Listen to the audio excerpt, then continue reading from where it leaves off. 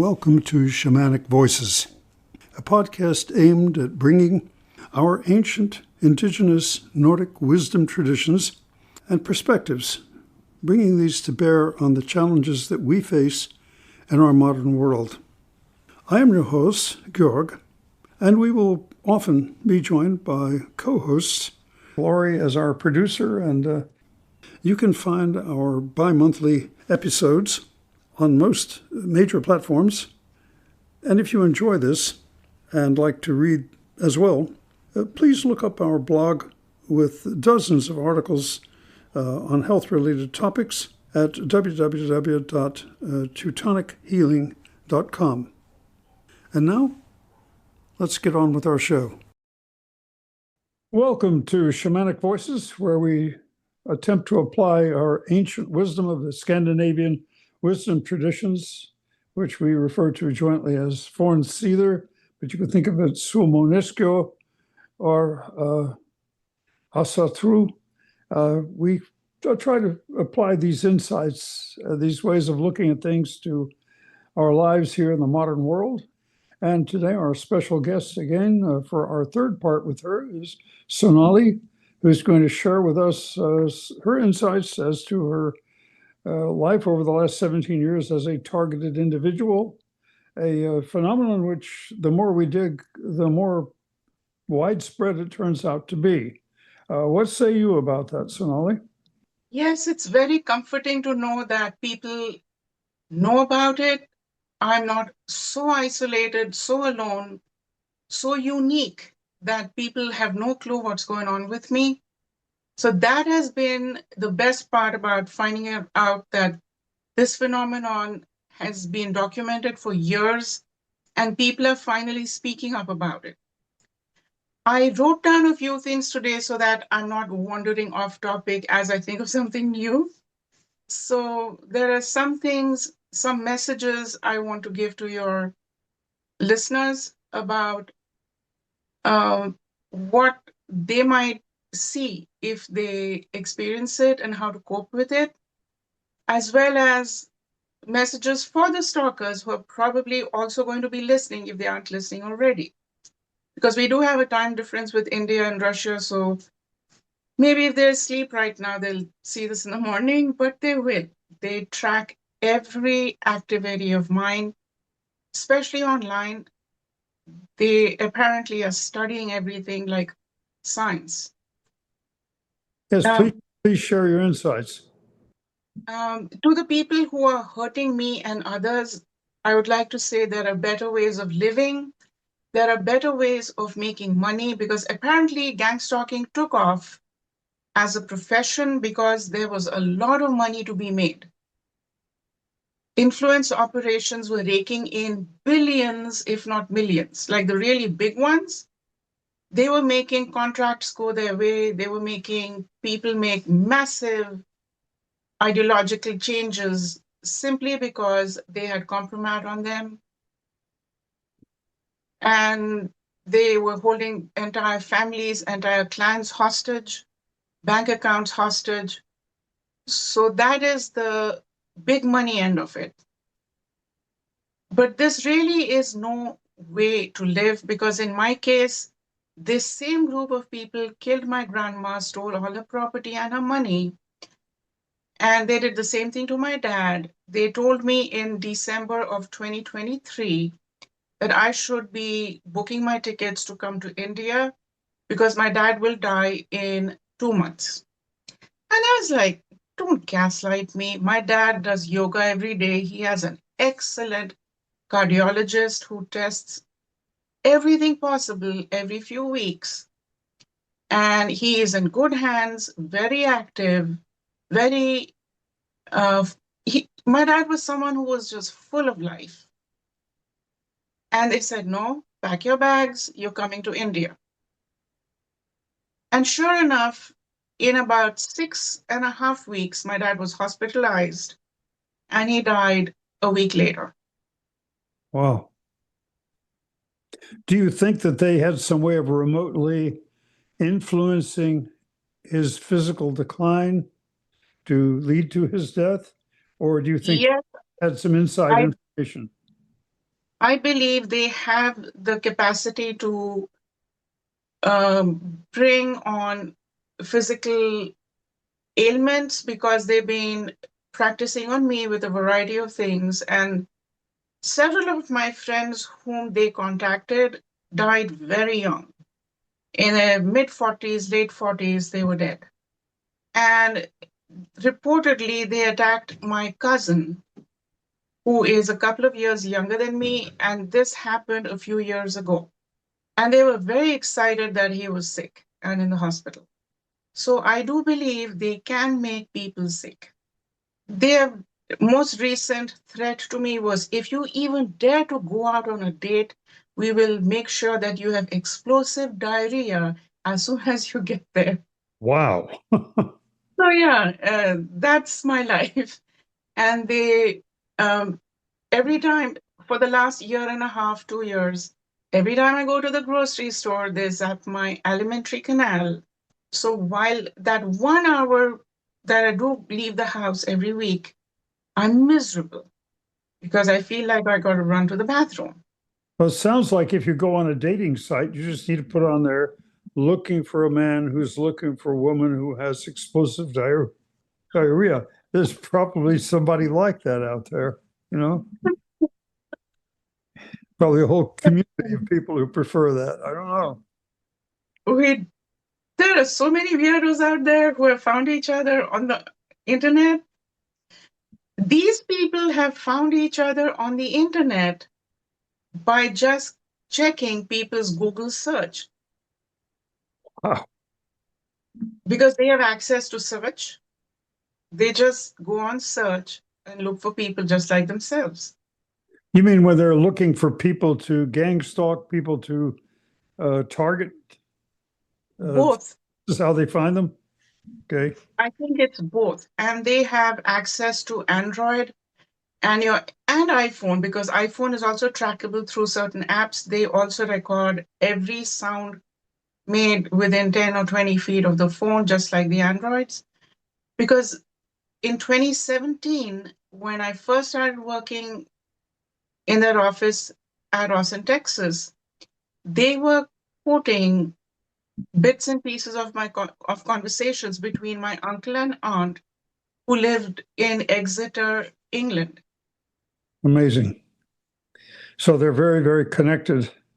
Oh, you know, in going through all of this for the last 17 years, what is your secret? What has made you able to withstand? I mean, a lot of people I know are more fragile. If they went through all that you've been through, just the sense that somebody's watching them all the time and looking for a way to cause them pain or difficulty, a lot of people would have a nervous breakdown, or they would just dissociate. They would stop wanting to work or eat or anything. But you've kept right on ticking. You've kept right on going. You've kept your life as normal as possible. How do you do that?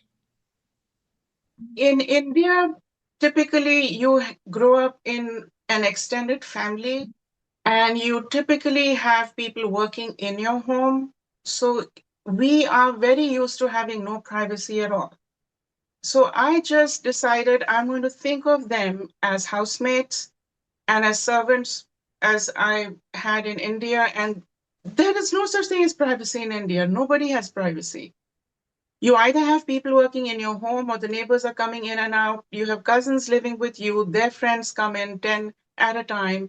Your friends walk in anytime they feel like, because we are a very informal society and homes are very close together. And it's just a tradition. In the morning, women visit each other and before the kids come home, because that's the only time they have to themselves. Like moms, the only time they have to themselves is just between lunch and when the kids come home.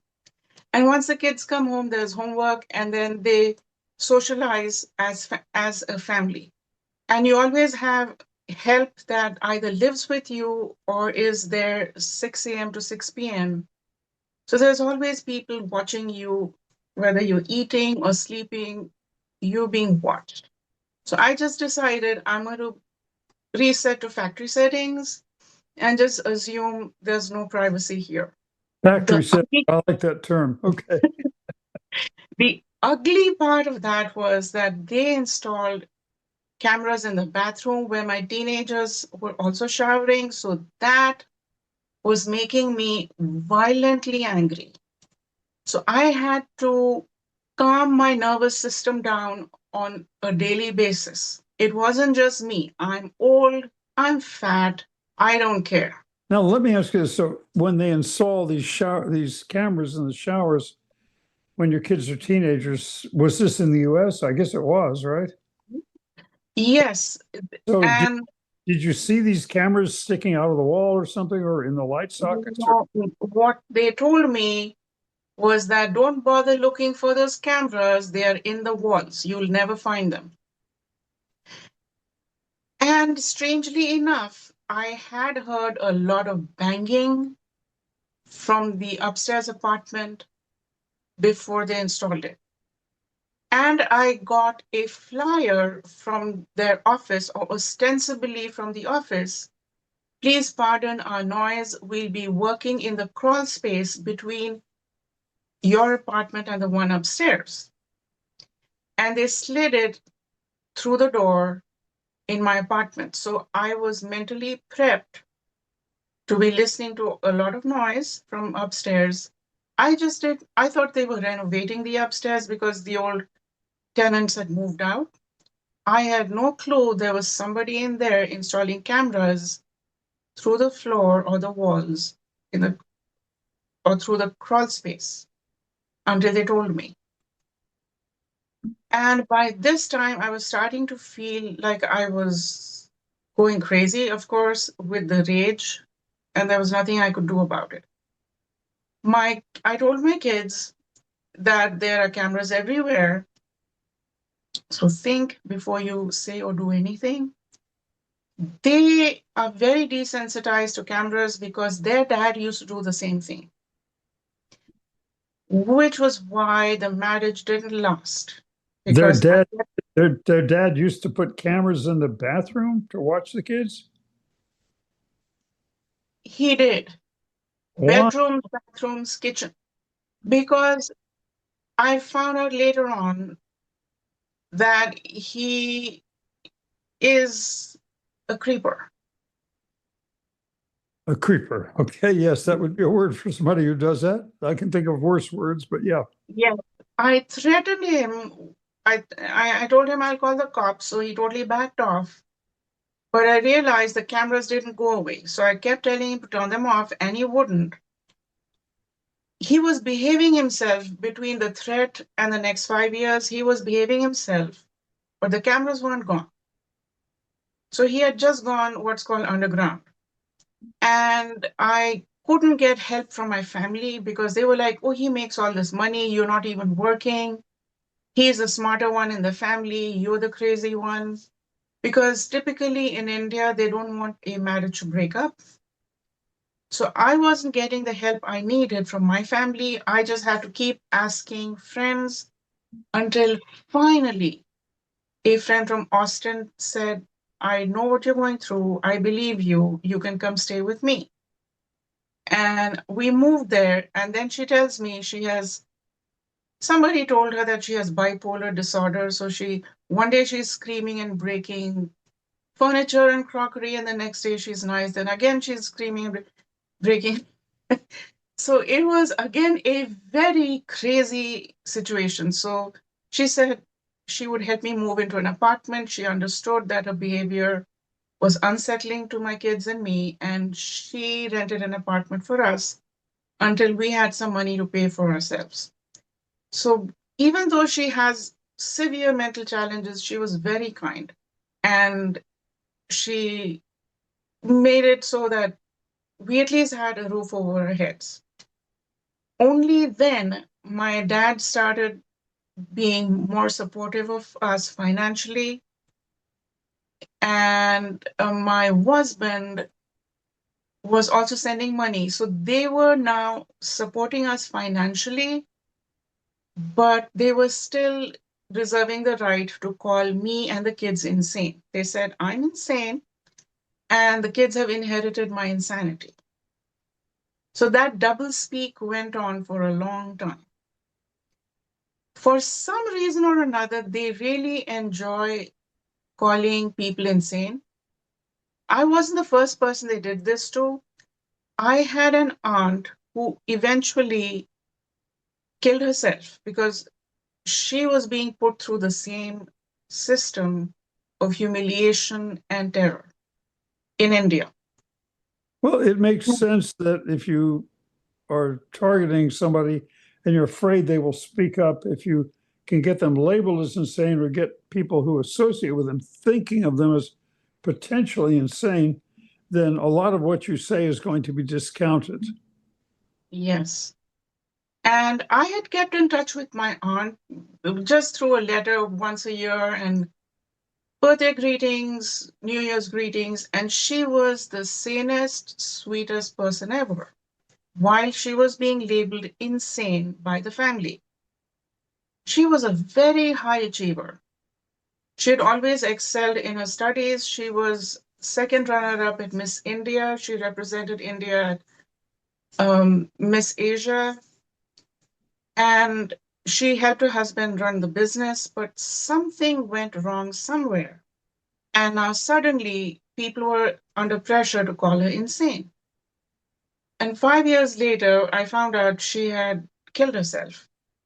So I had that precedent in the family, and I made up my mind I would honor her memory and try my best to live out her unlived life. Because she was a perfectionist, a workaholic, extremely intelligent. Anything she did to perfection. Whether it was baking a cake, whether it was helping her husband with the business, she just was so methodical, very practical, very soft spoken. And I realized if she had just thrown some things at people and threatened them with police reports and just acted a little crazy at the right time, maybe people would have backed off. But she was too gentle for that. So I realized I would have to start going to the cops. But then, you know what I ran into? I ran into compromised cops. So I just kept going, talking to whoever would listen to me. So I had to talk to about 15 people before 3 people actually listened to me. And at that time, my immediate boss, or the head of the project, and he was my immediate boss. My immediate boss was different. The head of the um, Austin office, he is a veteran, very comfortable with technology. He went to MIT. He is a genius. That's just one of his personalities. This is a very flawed human being with 15 personalities, probably stemming from extreme childhood trauma. He doesn't talk about it, but if you see his personality, that's what it looks like. So he is an intuitive, and he's a mathematician and a veteran, and he has, those are his three personalities that are stellar.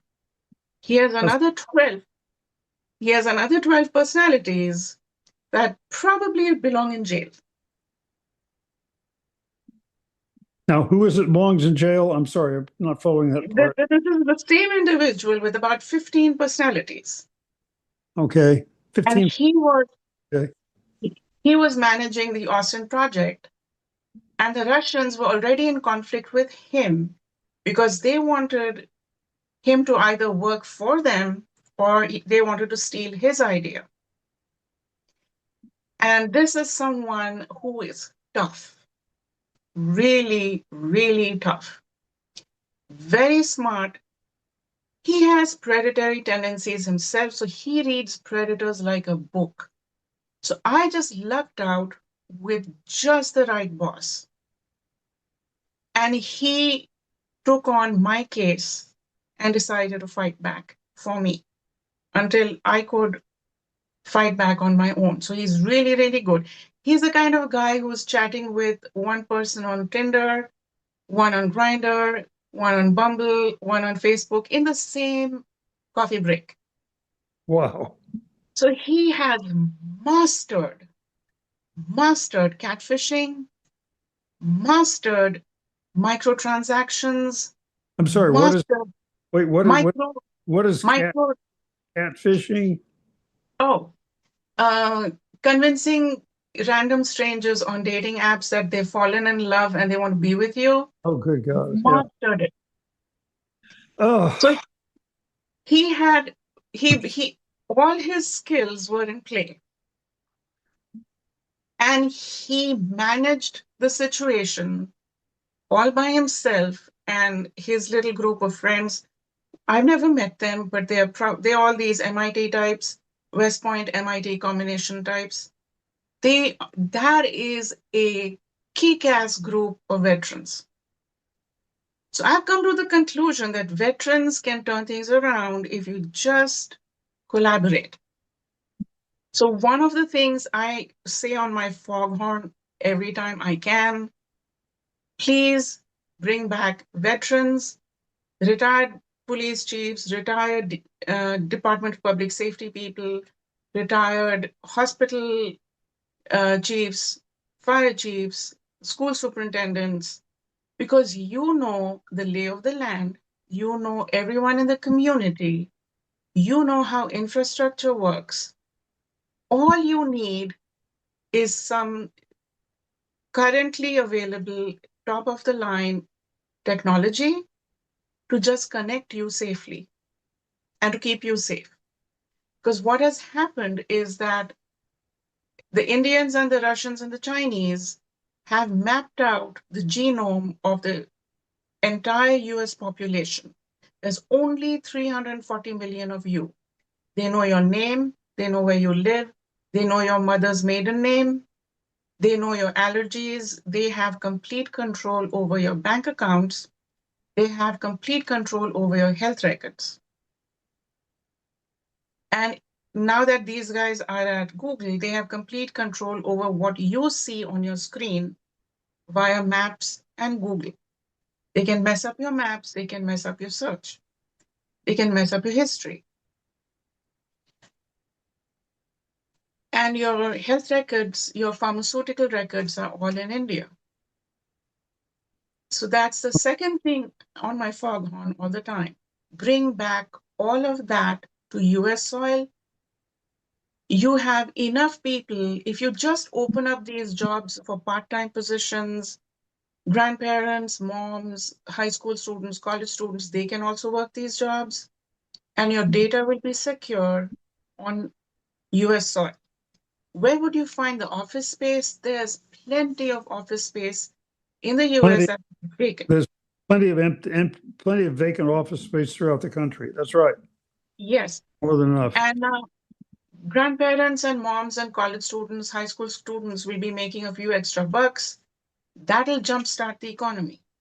The only glitch is multi-nation corporations are paying people $2 to $3 an hour in India and the Philippines and Ireland, if not maybe in Ireland, but in India, Philippines, wherever they're English-speaking, third world countries where they're hiring people, they're paying like $2 or $3 an hour. Here, they have to pay a minimum of 15 an hour. And in a couple of years, probably people qualify for health benefits. That's an additional 5. To save those $12, they're putting America at risk. So if big tech, big pharma, big banks would simply bite the bullet, explain to their stakeholders, explain to their shareholders that for a while, the profits are going to go down because this is a massive threat to the entire American population, I think it can be done. It can be done overnight. Because these are very easy jobs. They already have these courses for customer service, and for billing and coding in the medical industry, they have them at community colleges. All they have to do is open up those courses to the public, maybe for free for a couple of years, and you will have the 1 million people you need to work those jobs within 6 months or less. So that is my big ask for the American people. Bring those jobs back. And about how I dealt with it, because I had a lot of time to think about the people I knew back in India who knew about this problem and had been sidelined. I realized very quickly it's a good cop versus bad cop problem. It's not an India versus America problem. It's a good cop versus bad cop problem. Because the bad cops were attacking my family and the good cops were trying to protect us. If that's the case in India, that's exactly probably what's happening in Russia. And I remember seeing somewhere on the news, I think, that at some point, Russia just told their hackers to stop attacking Russian companies and take their illegal activities across national boundaries. And if they just paid their taxes, Russia would turn a blind eye to the hacking activity. And that's how Russian hackers started attacking American companies and holding their websites hostage or their data hostage in exchange for ransom. How do you know the difference between a good cop and a bad cop when you first meet them? I have a sense of it because I grew up among cops. So if I hang out with them for like half an hour, I get a reasonably good idea of good cop versus bad cop. And very often you'll find that they're all good in the beginning, but when the bribes show up, some of them turn bad. So you have to give yourself some time, even when you're a targeted individual reporting to cops. Please understand that not everyone will help you right away because they know there's money to be made. If people like, stalkers are working at Google, they're probably making $500,000 a year. There's money to be made in bribes. So if a bribe shows up in the first few weeks, then they will turn against you. So as a targeted individual, be very, very aware that you will have to report this across multiple agencies, meet different people at those agencies, because you will only get help from a handful of people. Some of them will get terrorized, just like my detective was forced out of this investigation. That'll happen to many cops. They'll start terrorizing their families, they will have compromise on them, or maybe the bribe would work. So there are many ways gang stalkers attack law enforcement. And it would take a long time for information to trickle upwards. Even when information successfully trickles upwards because they look at the wires and they say everything you're telling them is true, only about 1 in 15 people is actually going to take you seriously enough to start paperwork. And of those people, only 1 out of 3 or 1 out of 5 is going to be able to see it through to the next stage. I guess because you have to make sure you're working with people who can't be bought. And that sounds pretty rare. That is only that is just 1/3 of the problem. There are many honest people, but there are also many people, even the honest ones, they don't want to risk their next promotion because somebody created a rumor about them. They don't want their children being terrorized at school. They don't want their pets to die. They don't want their cars vandalized because they have done all of that to me. Killed my pet, vandalized my car. All of that has happened. Terrorizing my children. All of that has happened. So I had to just stick with it. And I got very good advice from a couple of people right in the beginning. So my feed was being monitored by the FBI locally and probably at Washington, D.C., and probably at California, because they already had a case going on with my office. So they could see everything that was on my screen. One of them sent me a little note on my work feed saying, this guy that you're working with, we know he's problematic, but don't report him for misconduct. Keep working with him. Because by that time, they'd probably realized that the people in charge already had compromat, or they were being terrorized, or they'd taken a bribe. I don't know what happened there. They didn't give me the details of why I should keep working with this extremely flawed person. But there are 3 personalities of those 15 that are really likable. And I made up my mind I would keep working with him. And he was extremely supportive. He has been a large factor in this investigation. It's not like he hasn't done horrible things.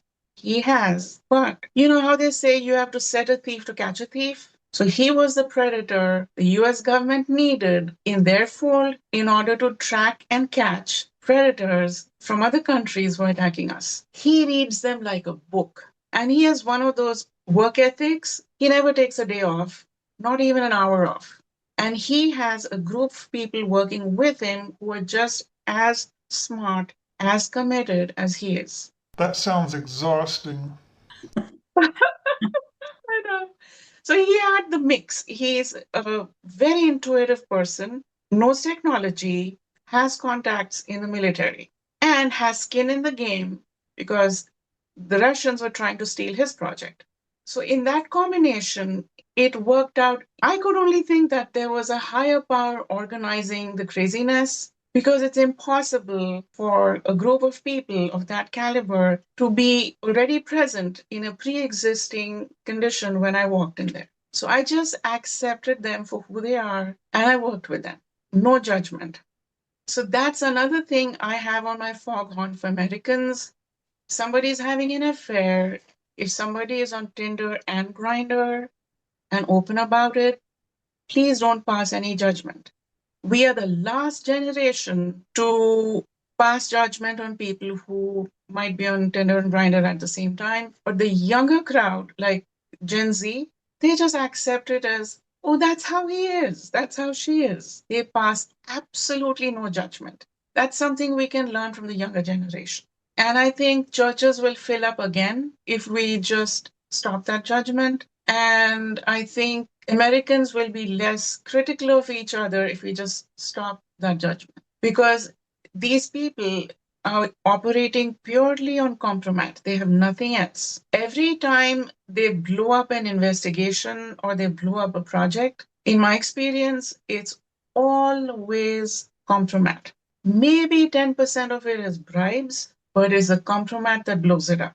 So if you have people in your organization or in your investigation that have compromise, at least for now, just hold the judgment, just be supportive so they can function in their positions, keep doing the paperwork they need to do. At the Indian end of things, they have been studying colonization and they are in a rage over what happened 200 years ago with the British and 900 years ago with the Muslims, with the Mughals. Because India has been colonized twice, once by the Mughals for 700 years, and they only got rid of the Mughals because the British came in and edged out the Mughals. And they have been studying colonization, trying to work out what the Indian origins are, what Indian society was before we were colonized. And there's a whole bunch of rage surrounding colonization, which is misplaced because the people who colonized India are dead and gone. It's a little too late to be mad at the British people who are living in England now, or the people who live in Mongolia and Iran have descended from the people who colonized India. It's a little too late. They also have gone into translating ancient scripts, and they found out that India used to extend all the way to Tajikistan, and Burma, Indonesia were all part of the Indian culture. So now they're like rediscovering their past greatness before they were colonized. They're like, that's our land. So they are trying to develop, in my opinion, a colonial mindset, because they believe that the tiny island of England ruled the world because they developed a colonial mindset. So what is happening now is that those of us who live in the West, we are being labeled as race traitors and as slaves of the white peoples with our minds still colonized, because Americans are nothing but the children of the British. And our minds are so colonized by white people that we are reporting them when we should be keeping quiet and allowing them to ply their trade here through their mafia. So it sounds like the people who have this us versus them attitude are creating this turmoil everywhere they go. And I mean, I think it's quite a story to say, you know, my great great great grandparents owned this piece of dirt, therefore you can't stand here. I mean, that just doesn't work. Exactly. Because it isn't just a piece of dirt. Families are living there. There are children going to school, there are moms cooking lunch. And in order to empty out those lands, just like Russia's, killing off Ukraine, they would have do the same. The reason they have bonded over cruelty and gaining an inch of land at any cost is because they have a similar philosophy of who is a human being. What kind of philosophy again? It's an us versus them. If you're not a strict vegetarian Hindu who goes to the temple every day, you're not considered a human being. I used to go to the temple at least once a month in Austin, Texas, and they started disturbing me during prayers by calling me on my phone.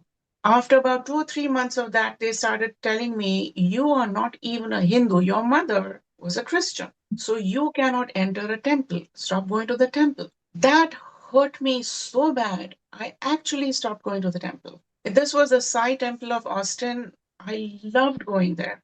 And a few months after I stopped going there, I found out that the head priest was dead. And my heart just sank. I was like, did they attack him too? But I never went back even once, not even to meet his widow, because they had told me not to go there. And I didn't know what they would do if I actually went and met her and told her about the gang stalking. So I just quietly left Austin without so much as telling the temple that I'm moving. And as soon as I moved here, within a week, the Indian stalker sent me a message. Hey, why don't you go to the temple in Indianapolis and tell them about your problems and ask for help, mocking me. So I haven't been to the Hindu temple here at all. They literally kicked me out of the religion because they said, your mom was Christian. You should not be going to any temple. So I never really was much of a temple goer as a kid, but I did read the Bhagavad Gita fairly regularly, like over and over and over again. And this painting behind me depicts the location of the Bhagavad Gita, the setting where Lord Krishna is advising Arjun on why he should pick up arms and fight against his cousins and his teachers and his friends because they have taken the dark path. So that has been my inspiration. I have survived a lot of humiliation rituals, a lot of mockery, because I have pretty much memorized the Bhagavad Gita, not in Sanskrit, but the gist of it, the message of it, by simply reading it over and over and over again. And it's all about how you cannot give up in the face of hostility from your own family when they're being evil. So that was my pillar of strength. Do you think there's a connection between that message and the stalking that's happening? Because in America, few people would say don't give up, and the stalking isn't as prominent here. I mean, it happens, but not on that level. I'm not sure how to answer that. I'm not sure I really have a well thought out opinion on it. Well, I guess what I mean is, would the stalkers choose you because you won't give up, because it keeps the game going? Yes, that is part of it. And this thing is prophecy driven to a large extent. One of the first things the Indian stalker told my aunt was that they had my astrological chart read by a group of priests, and they told him to leave me alone because the goddess Durga is rising in my astrological chart. But they overrode it because one of their favorite astrologers told them that I am also a bearer of the archetype of Draupadi, who is the woman they humiliated in this story depicted here, Mahabharata. And their calculations have told them that she currently lives in the US of A. So two different priests told them two different things, and they went with the one that suited their narrative. They keep doing that. The Russians keep doing that too. So the Russians sent me messages that in a previous life, I was Putin's mom and I was Larry Page's sister, and that there's a prophecy that I would play a role in their in what goes on with their lives. So they just latched on to me because of what their psychics told them. They haven't told me all of the prophecy, but they said they read my blog with a magnifying glass. And one of my poems is called Star Girl. It's all of my all the women who inspire me. Star Girl has, I've written about 5 characters. One of them is Mother Mary, Mary Magdalene, Joan of Arc, Harry Potter's mom, Lily Potter, and that's my poem. And because I was writing about Mary Magdalene and Mother Mary, I also looked up the Bible for the Revelations because I was writing about King Solomon and the pentacle and the trumpets. So I thought, why don't I just weave in some imagery from the Bible? So because they were looking at my search, they looked at all the things that I researched while I was writing this poem. So they linked it to my fiction, where I also talk about reading the Revelations one day and having an aha moment about the Revelations. And they were like, she is the one from the Revelations, which is why they believe that I'm going to give birth to the next Messiah. I'm 59. So they then created the book of Sonali, and they created another one with one of my kids because they're like, okay, if you're 59, maybe one of your kids is the next Messiah. So that's why my kids and I are both being gangsta, because it turns out that while these people have a church and everything, they're actually a coven. So the coven wants to capture the next Messiah before he turns into the next Jesus, because they're like, no Jesus, no problems. So I am probably one of the women that's being targeted. I'm pretty sure there are many people, there's like almost 9 billion people, 8 billion people on the planet. I couldn't be the only one they think is probably the mother of the next Messiah because, I'm 59, kind of babies. So they're hedging their bets. So they zap my ovaries, and they're probably still actively looking at birth times on people's birth charts. And anytime there's a flashpoint, like there's a good psychic is really plugged in, which is why they're after the psychic community big time. Or at least they found the story that seems to work for them for the moment. Yes. So in me, they found too many things worth stalking. It was my dad's contacts in the Indian Army and the KGB and the police, which was very tempting. And then I just turned up at Google one day in a contract position. So I wasn't attracting too much attention with the higher ups because, there are layers and layers of Accenture and contract positions before they come to me. And they had completely dismantled HR. What they'd done was they had shipped out HR responsibilities to offshore offices. Those offices never communicated with each other. So let's say I was being sexually harassed with demeaning messages or requests for bondage and whatnot. If I Googled where is the form for the HR to make a complaint, that complaint would become a ticket for maybe someone in Malaysia. And she would read my complaint, she would probably flag it, and then she would go away from her desk at the end of her shift, and that ticket would die a natural death. So they challenged me. They said, yeah, go ahead, report to HR. And the people who were communicating with me through my work feed, they have mastered creating fake documents. So these so-called articles on Google and polyamory, Google's HR being shipped out to overseas offices, things like that, they would show up as an article on the Paris Review or the Slate magazine or the Globe. The backdrop would be stolen, the template would be stolen from a highly reputable magazine, and they would write in flowery language whatever they were trying to tell me in the form of an article. So they would get the message across to me. There would be dog whistles in it, only I heard.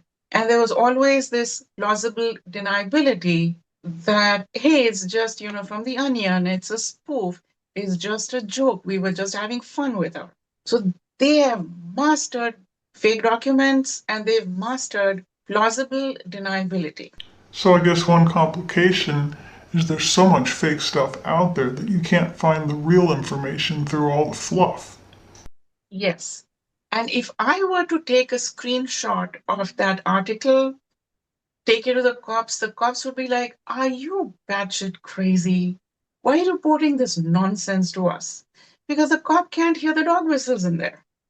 So I realized I would be working with a load of gaslight, and I would just have to systematically burn through it a little every day. That's why it's taken me 17 years to be heard, because I had to burn it off. I had to burn off the gaslight, one little incident, one phrase, one dog whistle, one death threat, one picture, one spoof at a time. And it was just happenstance. I got lucky that the person who decided to take this on and help me is really good at technology. It sounds like you have to have quite a lot of resilience to get through all that. Yes, I believe I've developed it. I didn't know I had it. I didn't know I would need it. I thought once I moved to Indianapolis, I'd have a normal life. They followed me here. And they've told me that even if I successfully leave Indy, they will find me again. So I have been asking, because everything's wired. I know at least once a month or so, once a week, or maybe people in Russia, FSB in Russia is probably, making notes and sending it up to their top people who I used to know, at least to let them know what's going on. So my last message to them was, guys, can you just push this person out of a window or something? You do that routinely. Like, it's part of your job description. I'm not asking you to do anything exceptional for me. I mean, it's just, part of being Russian. So I don't know if that went to them or not. But at least I made my emotions known about the situation. I'm tired. I'm really, really, really tired. So Yeah. what I have noticed is that these people have lost their humanity to a point where they're attacking children, pets, they're attacking their own families. Because the people who are at Google, who are saying that they will attack Larry Page, they are actually related to him through his mother. So if they can do that to their nephew, they can do that to me. They can do that to anybody. They have lost their humanity. Well, hopefully they'll find some kind of solution eventually. I mean, the answer to somebody, I would hope. They claim to be, one of them claims to be Satanist. He just straight up says it. He worships Beelzebub or whatever that name, some similar sounding name. He straight up, at least in the spoofs that he has floated up my Facebook feed, he openly says it. And they're very big on the Anunnaki. And they're very big on the Vatican is evil. So the Russian stalkers and the Indian stalkers have bonded over that. What is happening in India is that by the tens of millions, people are converting to Christianity. So there is a panic happening in the Hindu community that pretty soon they will become the minority.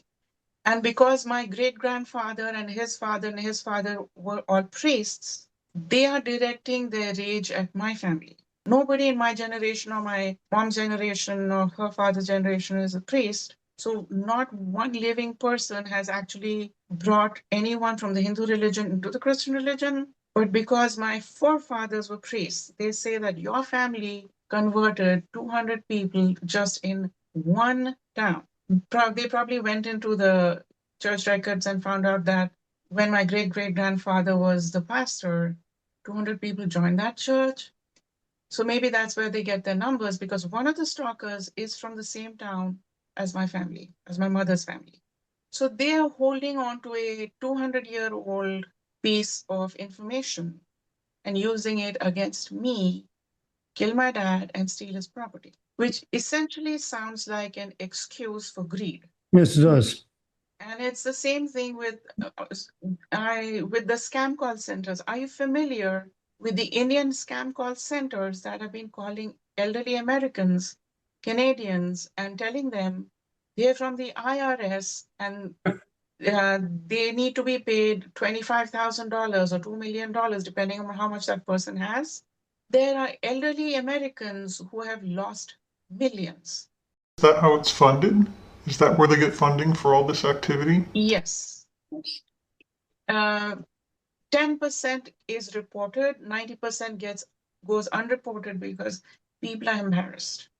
So the 10% that is reported is 4 billion a year. So projection is that it's actually a 40 billion a year industry where they are siphoning off old people's bank accounts from the US, Canada, UK, Australia, English speaking countries that have shipped their banking information to India.